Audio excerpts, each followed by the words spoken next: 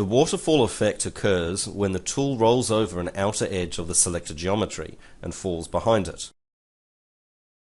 The effect, as shown here by this toolpath, reduces the sharpness of the edge and leads to longer machining times.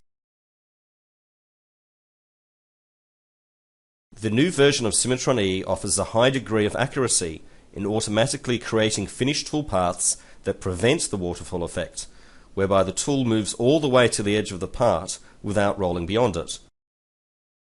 The system automatically defines those edges, and the user has the flexibility to modify them if required.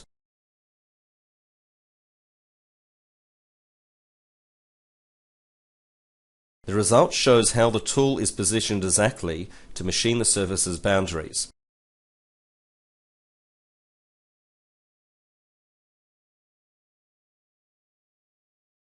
Accurate toolpaths for the finish operation can also be created when using the parallel machining method.